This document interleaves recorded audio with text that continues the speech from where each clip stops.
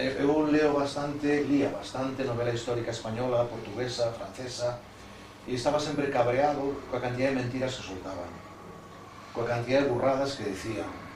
Por exemplo, poñemos aí unha novela histórica española, un tal Miguel Ángel Esparza, que se chama 711 e empeza así. 711. Invaden nuestra patria España los sarracenos, hincando sus pies en los estribos de sus corceles y blandiendo en el aire sus cimitarras. Non se poden dicir tantas mentiras nunha soa frase. Primeiro, nuestra patria es traballando nas falas galegas que hai no noroeste de Extremadura, non? Entón, cando investigas por que se fala galego no noroeste de Extremadura, pois estás falando dos reis Fernando II, o seu fillo Alfonso VIII, nos finais do século XII, principios do século XIII, tal. Pero un día que estaba en un bar alá nas Ellas, un dos concellos de fala galega, entrou un fulano así con arjadellas grandísimas, entrou no bar todo, e que costas, que costas, tal. Pensei que viña por mí, non? E dixo, tia, un tolo que venga por mí, sabe Dios que dixen, e di, los gallegos non tenéis ni puta idea. E dixo, bueno, xa empezamos ben, entón hai que darle a razón, os tolos hai que dar razón. Los gallegos, porque los gallegos non llegaron aquí en el siglo XII, llegaron en el siglo VIII, en el siglo IX con Marguán. Cuando Marguán el gallego trajo gallegos aquí. Eu nunca oíra falar de Marguán el gallego. Primeiro, documentarme como eran os nomes desta época, entón aparece, de onde sacas o nome de Aciufeina ou non sei que? Pois por que era, Aciufeina era un nome xudeu desta época, como Auristela, tal. Entón busco como se chamaban os xudeus desta época, como se chamaban os cristianos, como se chamaban os... Entón vou buscando, primeiro, os nomes máis comuns, e funcionaba tamén a cousa por moda. Se damos conta que aquí apenas chegara o Islam e o nome máis común de muller en Galicia era Sarracina. Había moitísimas mulleres chamadas, era moda, como son como as Jessicas ou as cousas desas, non? Dicir que de repente ponse unha moda e non é que todas as Jessicas de aquí de Bembrive sexan inglesas, non? É que, bueno, pues puxose de moda Jessica e puxeron de Jessica, pero non son inglesas, non tiña que ver con Inglaterra, nada disso. Palabras, cando me refiro a palabras, refiro sobre todo a sustantivos, adxetivos e verbos. Vale? Hai moitísimas novelas galegas que se fan con 300 palabras. Só existe o verbo ollar. Nin miran, nin ven, nin axexan, nin espreitan, nin hichan, nin nada. Só ollan todo. Lembrar, todo lembran. Nin lles acorda nada, nin amentan nada, nin recordan nada. Ostra, tío, que recordar é galego, e acordarse de algo é galego, e acordoulle unha cousa, eso é galego tamén. Que pasa? Que porque coincida co castelán xa non vai ser galego? Claro que é, porque aparte temos moitísimas cousas máis. De repente, nós temos un programa na universidade que se chama ABZ, que fixo un compañeiro, Manolo Forcadela, e nós metemos un libro en galego e vemos a proporción e vemos a cantidad de léxico de sustantivos e adxetivos que ten. Por poñeros un caso, Ferrín, metemos unha obra de Ferrín, pois en O Noventre do Silencio, ou Arraianos, e sale unhas 1500 palabras. Non? Metemos unha obra de Anxo Angueira, 1400, 1600, dependendo da obra. Metemos unha obra de Pedro Feijó, e salen 250 palabras. É dicir, fai unha novela en galego, claro, despois, Pedro Feijó di no Faro de Vigo, hai un mes, dixo, escribo un gallego fácil para que a gente me entienda. Non se trata disso, non se trata de facer un gallego fácil para que a gente me entienda, trata de facer un galego creativo, rico, posible, non un galego imposible. Siñé que tiene unha lercha de carallo. E di, sí, esa tencha home no mar. Tencha home no mar, e o home no mar ha de andar as súas cousas tamén, porque o mariñeiro xa sabe. Pero ela tenche un calamete na Citroën. Como, que? Tenche un calamete na Citroën. Un calamete, sí, calamete. O español foi amigo, xa está eliminado. Eliminado foi amigo polo noso calamete. A xente crea, joder, a xente crea necesario, se é necesario léxico, a xente crea. E esas creacións temos que incorporarlas á escrita, se non desaparecen.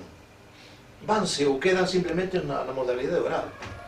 Entón, histórica, porque hai dous tipos de novela que son moi difíciles de facer. A novela histórica e a novela erótica. A novela histórica porque hai que estudar moito, hai que ter moito dominio do tema que vas facer, iso é documentarse unha barbaridade. Por iso dixen, joder, é unha pena que sabendo todo o que sei desta época non o transmita de alguma maneira, non? E a novela erótica porque hai que estar moi ser moi experto, non vale calquera.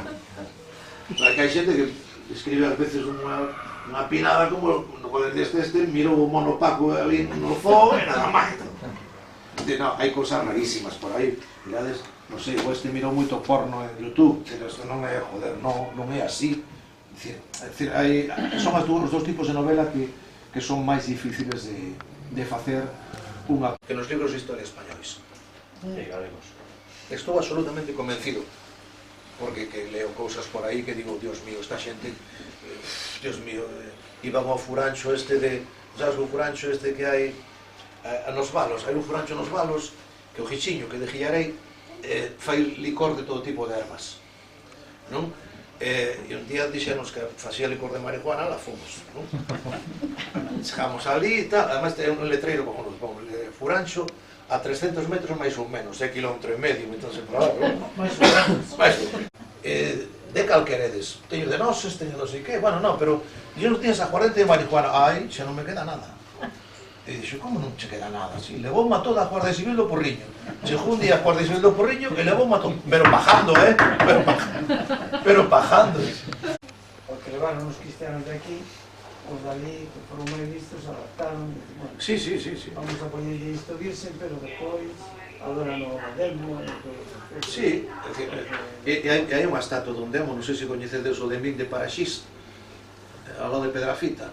Hai unha igrexa ao lado de Pedrafita baixando para o Bierzo, Paraxís, un lugar que se chama Paraxís, creo que é o concello de Balboa ou concello da Veiga de Valcarce, un dos dous. E hai unha estatua do demo, pero buscade aí en Google, coño, o Demín de Paraxís, unha estatua do demo máis fea que Cristo, e a xente saca o demo en procesión, joder. E agora querían decir, ou dicen que se era despois Cristóbal Colón ou tal, que sabes algo disso? Non sei nada, eu que sei que sí, que había un señor aí que decía que se Pedro Madruga era o propio Cristóbal Colón, que non sei que, fixeron, non sei se viste os programas de la televisión, que ao final non se soubo nada, que se era xudeu levantido, pero que ao final tampouco podía non serlo, que podía, ao final non chegaron a nada. Sei lo que podía ser na zona mediterránea, pero iso era moi grande. Podía ser un extraterrestre, non sei. Hai tanta ansia de... En ese aspecto, porque teño contrastado algunhas das cosas que hai pois, desde logo, fai falta este tipo de cuestións para que se anime outra xente tamén a escribir. Algo máis empeza a ver, Sí. Eu esta non sei se coñeces a Carmen Blanco, que quitou, é unha triloxía en español que se chama Alcolmes e Gorriones, por certo, unha tese de Carlos Barros sobre os irmandiños. Pero ben, pero está moi documentada, ten unha estrutura parecida que ti utilizas como tal, moi interesante. Pero bueno. Hai palabras que dixeches que as nosas comentábamos antes, as falábamos antes, porque era así, como pello de xogar e así, que agora non, agora xa non hai esas palabras. E iso é o que eu creo que non se pode perder. E aquí era pateiro, xogar o pateiro. Tamén, O pateiro é, sí. pero o pello era, xogábamos a mariquitilla, que viu despois, pero non xogábamos o pateiro. Pero o pello era o que movíamos, como o peo coa man. Nada para mí. No, pero algo non. Porque así tamén o ven. A ver. E que teñen unha produción de belas artes, hai un módulo de belas artes e, polo tanto, como vedes, teñen Feito polo alumnado do IES, No, pero digo que se queren deixámolos aquí, que veñan a buscarlos despois, se queren. Bueno, ben, como pero queren. se xa están. Xa está, vale. Vale. Falamos, entón. Vale, xa falamos.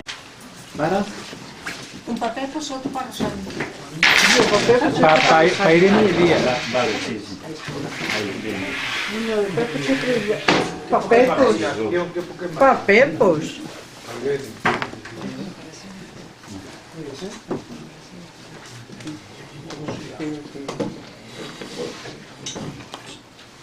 Bueno, hai que ver se exemplares.